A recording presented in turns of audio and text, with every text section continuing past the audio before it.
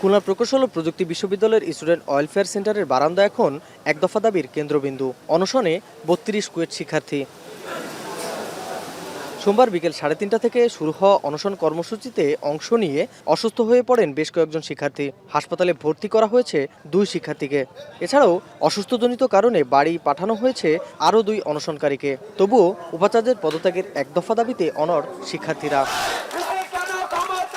দাবি আদায়ে ক্যাম্পাসে বিক্ষোভ মিছিলে ভিসির পদত্যাগ সহ নানা দাবিতে স্লোগান তোলেন শিক্ষার্থীরা। তাদের অভিযোগ, শিক্ষার্থীদের নিরাপত্তা দিতে ব্যর্থ হলেও দায় স্বীকার করছে না উপাচার্য। এছাড়া আন্দোলনরত শিক্ষার্থীদের বিরুদ্ধে মামলার ইন্ধন সহ আরও অভিযোগ তোলা হয় তার বিরুদ্ধে। আমাদের আশা ছিল গত 2 মাসে ভিসি স্যার বা অ্যাডমিনিস্ট্রেশন আমাদের সেই দাবিগুলো ফুলফিল করবেন, কিন্তু আমরা তার কোনো কিছুই পূরণ করতে দেখিনি। বরঞ্চ আমাদের এই ঈদের পরে আমাদেরকে আমাদের দমন নীতিমূলক কার্যক্রমের মাধ্যমে আমাদের উল্টো আরও মামলা দেওয়া হয়েছে। ছাত্র জনতার রক্তের উপর দিয়ে ইন্টারিম আসছে, এরপরে ইন্টারিম যদি ছাত্রদের ন্যায্যতার বিপক্ষে না থাকে তাহলে সেই ইন্টারিমকে আর আমাদের কোনো দরকার নেই। আমরা আসলে একটা পথই বেছে নিচ্ছি, সেটা হচ্ছে না হয় এই অবাঞ্ছিত ভিসির পদত্যাগ বা অপসারণ, না হয় আমাদের মৃত্যু।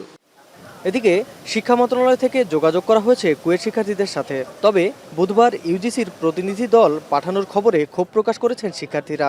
এছাড়াও সামাজিক যোগাযোগ মাধ্যমে তথ্য উপদেষ্টার মন্তব্যকে প্রত্যাখ্যান করেছে আন্দোলনরতরা।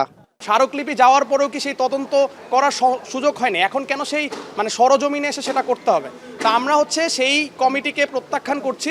আপাতত আমরা তাদের সাথে নেগোসিয়েশন করার জন্য বারবার চেষ্টা করতেছি, আহ্বান করতেছি যে তারা রিকনসিডার করার জন্য। তারা আপাতত এই আমাদের আহ্বান এখন পর্যন্ত সাড়া দেয় নাই। আমরা আশাবাদী হয়তো শেষ পর্যন্ত তারা সাড়া দিতে পারে। গত 18 ফেব্রুয়ারি কুয়েট শিক্ষার্থীদের উপর হামলার পর থেকে নানা দাবিতে আন্দোলনে নামে শিক্ষার্থীরা। পরবর্তীতে গত 13 এপ্রিল ক্যাম্পাসে ঢুকে হল খুলে দেওয়ার জন্য দাবি করলেও কর্তৃপক্ষ সাড়া দেয়নি। এরপর থেকেই শিক্ষার্থীদের দেওয়া 6 দফা দাবি পরিণত হয় ভিসি বিরোধী আন্দোলনে। রামিম চৌধুরী, এখন খুলনা। একনল হ্যান্ড ওয়াশ 100% প্যারাবেন ফ্রি, তাই নিরাপদ হাতের জন্য আস্থা রাখুন একনলে।